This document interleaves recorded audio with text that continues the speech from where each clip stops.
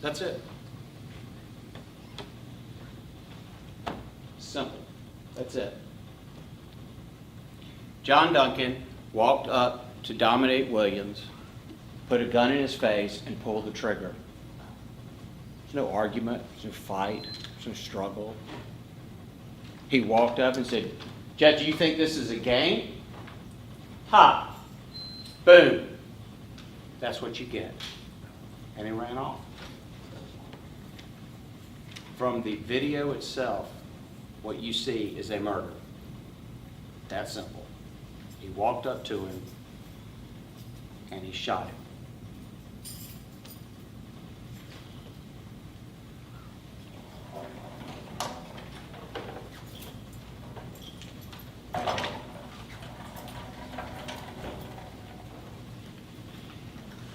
That's all you had.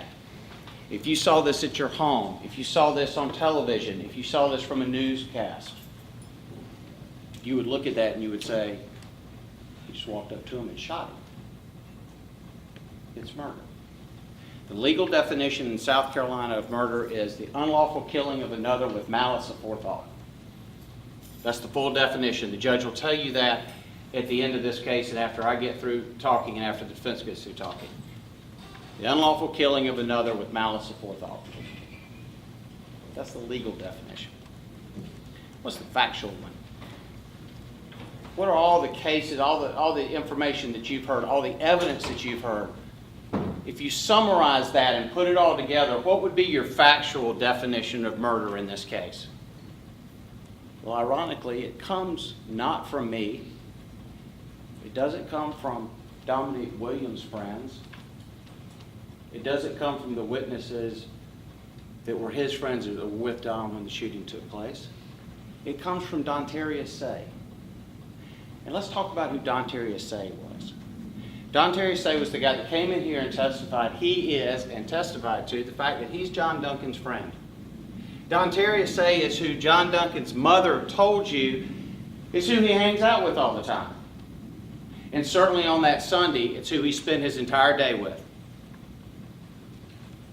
And although Dontarius Say didn't want to say it, and he didn't want to testify, he summed up this case as a murder case pretty easily with one line.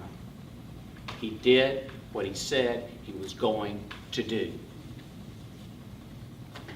Not he was afraid for his life, not he thought he was going to get hurt. He did what he said he was going to do. And that didn't come from Dom Williams' friends. That came from that man over there's friend, who knows him better than anybody. He did what he said he was going to do. And that, ladies and gentlemen, is murder. Just like this video shows. He walked up, he said, "You think this is a game? You with him?" Boom. Right after he chuckled. And then he said, "That's what you get." He did what he said he was going to do. What acts do you know happened? What do we, if you took all the witnesses, what's uncontroverted? John Duncan left Hardyville somewhere around 5:30. Already with a .40 caliber handgun on him that he had gotten that day. Not that he carried with him all the time for protection, that he went and got that day for this one job. And he drove from Hardyville and he met up with Dontarius Say, the friend that pretty well describes what he did. And they walked around Coligny until he found Dominique Williams. And when he found him, he walked up to him and he shot him. Point blank range with a .40 caliber handgun that he had gotten that day to do just this. What did Dominique Williams do?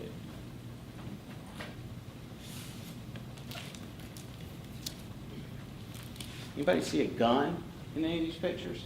Understand that Alec Contello just happened to be there already filming. Because he, like a lot of vacationers on Hilton Head, were there to enjoy the beach. And in fact was doing the Snapchat and the video saying, we're down at the beach, we're having a good time. But immediately after he hears the shot, he starts filming. And that's where these pictures come from. Where he says, oh my God, and you can hear him in the background. There's no gun in this picture. When the people around start trying to help this boy, there's no gun. When they're still helping him, when the police arrive, there's no gun. And as you see in that video, everybody is out of the way. Nobody's going to get a gun.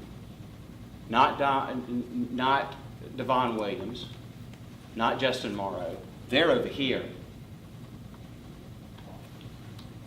He didn't even have a shirt on. None of them did. All of them. They don't have shirts. They don't have weapons. They were playing putt-putt. They didn't get geared up for a gunfight. Justin Morrow was armed with a puppy. That's all they had.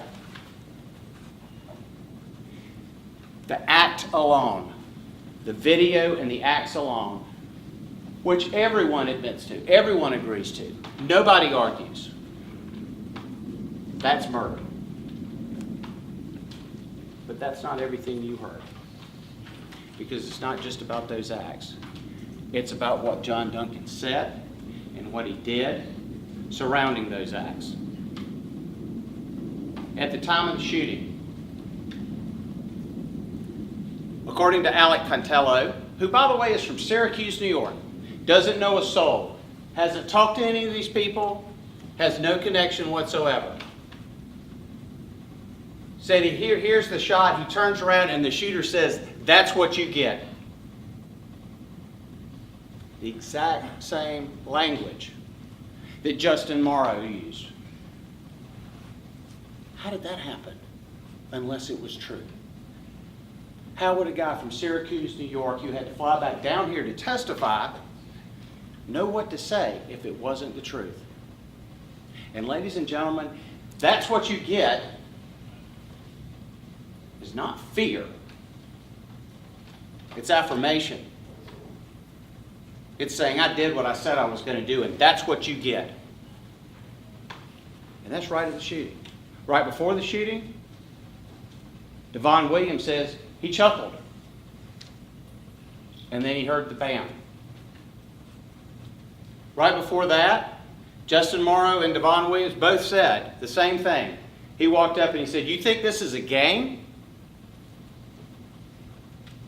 Then he laughed and he shot him. And what happened right after he ran away? Exactly 3 minutes after the shooting, he made a phone call to Jeffrey Wilson, and what did he say? He's dead. Why did he do that? He's bragging. I did what I said I was going to do. He's dead. And what's interesting about that? Let's think about it from Jeffrey Wilson's standpoint. Because the defendant said that didn't happen. He didn't make that phone call. Well, here's the problem. There's a phone record that says you did.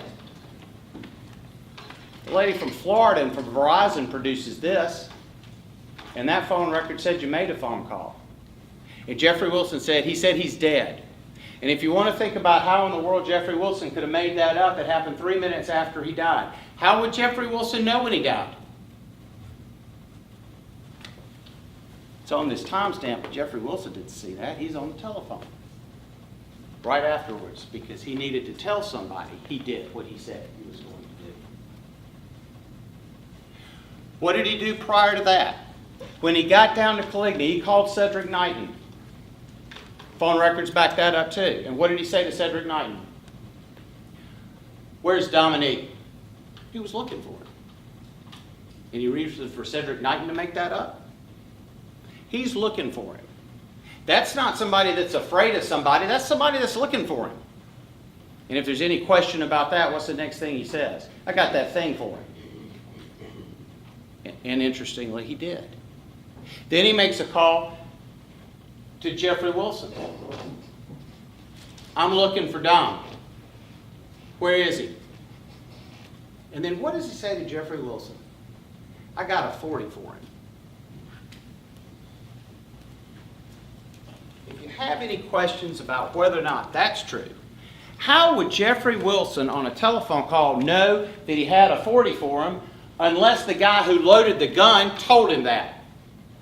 Because this 40 caliber bullet at pathology was pulled out of Dominique's head. And it wasn't until it was pulled out of his head and taken to SLED and measured that anybody knew it was a 40 caliber, except for one person. The guy who put the gun together, who put the bullet in the gun, who had all day had been saying, I'm going to get a 40. I'm looking for him. So if you're wondering if Jeffrey Wilson could have made that up, how did he get it right? How did he know? Unless that man over there told him.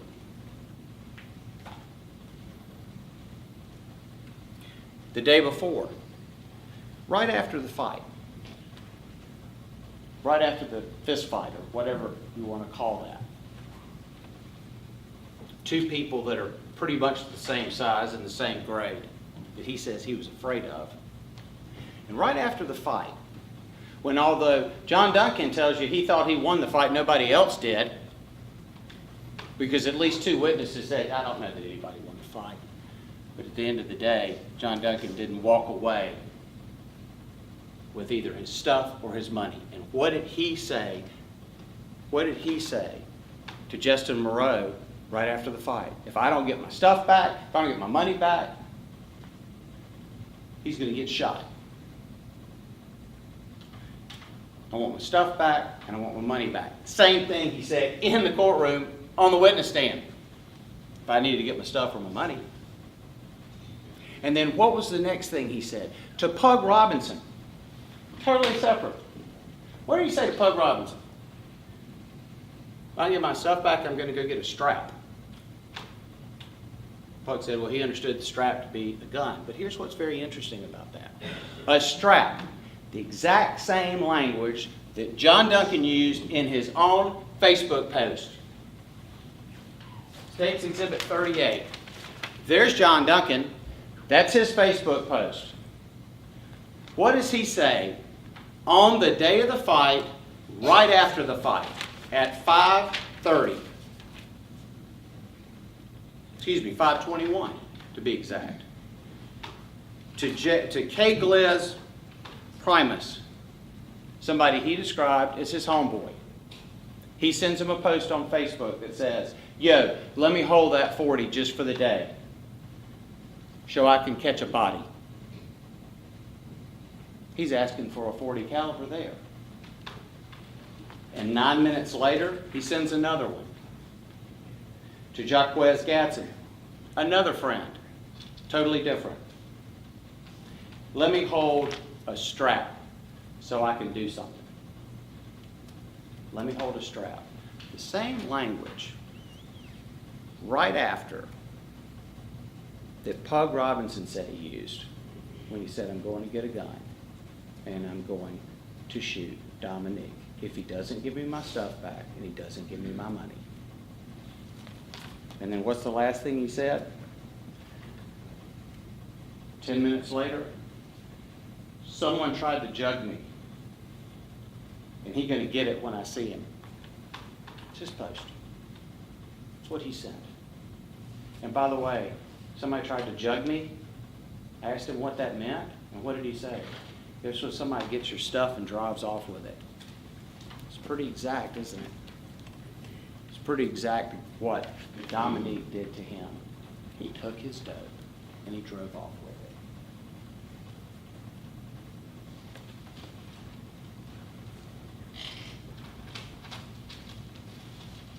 And when he drove off with it, he sent a Snapchat. And that was yet one more thing he did. And what did the Snapchat say? Tell him I got a bullet for him. He promised him that's what he was going to do.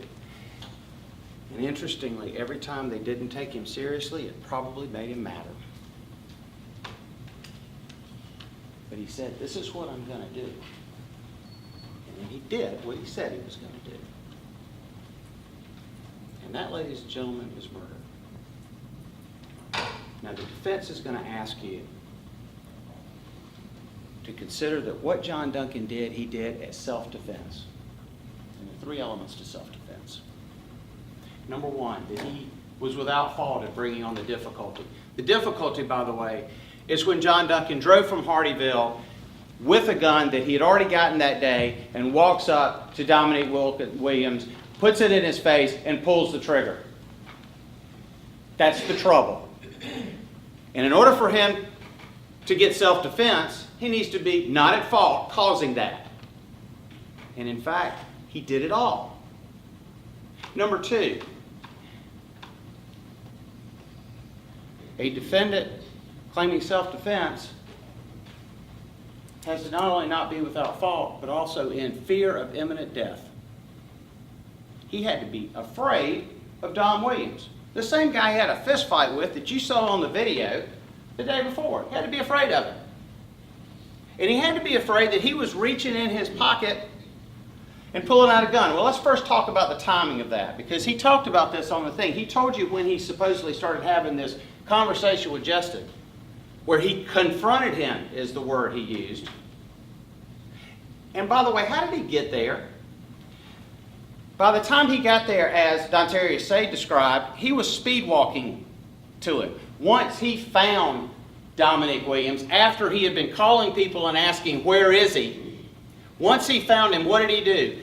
He started walking, and he started walking fast. Scenes earlier that day, when he was still looking for him, he's walking right beside Dontaria Say. In fact, Dontaria Say is a little bit ahead of him. But not when John Duncan saw Dom. He started, even as Dontaria said, speed walking towards him. Why? Because he was going to go do what he said he was going to do. That's what he had the gun for to begin with. And the minute he saw him, he went after him. That's why he's so far ahead of Dontaria by the time he gets there. And once he gets there, according to them, and what you would have to believe is that not only was he not at fault bringing about the problem, the shooting, but also that he was afraid that Dom was going to pull a gun out or some weapon.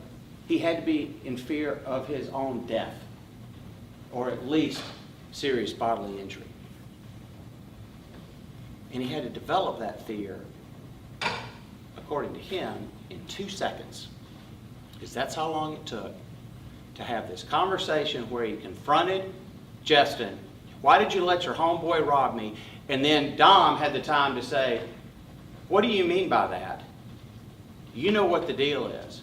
And then Dom had to come after him and kind of reach for something. Well, here's this thing. What do you mean by that? It's not even a threat. And he says, I was afraid of him. And here's another thing about that. He's afraid of somebody that he had never pointed a gun at him before. He said it on the witness stand. Dom has never pointed a gun at me before. He didn't point a gun at me when he ran off with my stuff. And I've, in fact, never seen him point a gun in the past. Didn't even see him with a gun. Never has. But he was afraid he was going to shoot. And he developed all that in 2 seconds. And he had no other choice, because that's the third element of self-defense, that he had no other choice. He had to. Now, somewhere along the way, there seemed to be some conversation by the defense that, well, it was just an accident. He didn't really mean to shoot him. It was a good shot. And I subject to you, ladies and gentlemen, that if you take a .40 caliber gun, you point at somebody's head and you pull the trigger, you're going to hit them. And they're going to die, just like the pathologist said, just like you can see on that video. Here's the other thing, and this is probably the most important thing. In order for John Duncan to have acted in self-defense, every single thing said by John Duncan and done by John Duncan the day before had to either be wrong or lies. Because everything he said is inconsistent with that. That's what you get. Is not self-defense. That's murder. You think I'm playing is not self-defense. It's murder. Where's Dom? I got a 40 for him. How about let me hold that strap? I need a 40 just for the day. I need a body. None of that is consistent with self-defense. It's all consistent with murder. And in fact, if any one of those people, the guy from Syracuse, New York, Justin Morrow, Jeffrey Wilson, Cedric Knighton, Pug Robinson, if anything that they said, anything was true, it's murder. In order for the defense and for John Duncan to have acted in self-defense, every one of those people had to get up in the witness stand and lie. And that includes his Facebook post, that can't be real, and the telephone records, which say you made a phone call 3 minutes afterwards that he denies making, where he said, he's dead because I did what I said I was going to do. All of it has to be wrong. All of it. Because if any one of it, any one thing is right, it's murder. I told you at the beginning of this case that it was about respect. I told you that John Duncan wanted respect. And if you go back and listen and think about a little bit of what Don Say told you, and what he said in his interview. He'd been robbed before, and he wasn't about to be robbed again. He was going to take matters into his own hands. And he certainly wasn't going to be robbed by a little guy like Dom. And when Dom drove off with his stuff, that showed a total lack of respect to him. And that fight didn't get him that respect he wanted. He says he thought he won it, but everybody was laughing. If you got any questions about that, I want you to think about something that Justin Morrow said when he was on the witness stand. It's like the last question that I asked him. He'd already been through cross-examination, and he'd already talked about it and told the whole story. And then I asked him a question. When he told you he was going to shoot him, did you take him seriously? No, I didn't. Do you take him seriously now? Yes. The irony of this case is John Duncan got exactly what he wanted. He got the respect. And how did he do it? He killed for it.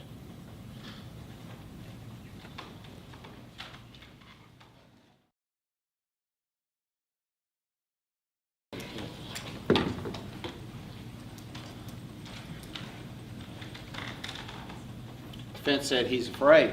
He was afraid of confronting the big guy. Or, I'm sorry, he didn't say confronting. John Duncan said confronting.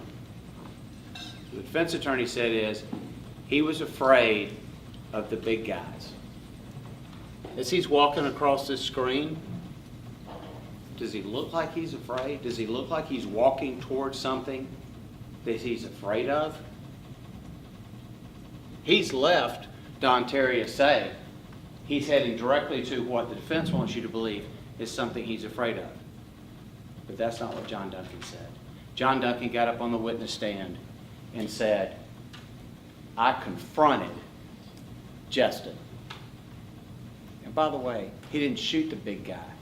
He shot the little guy. He shot the same guy he fought with the day before, the same guy that ran off with his stuff, the same guy that's in the same class with him. They're the same size with one exception. John Duncan was a little bit bigger with a .40 caliber gun in his hand.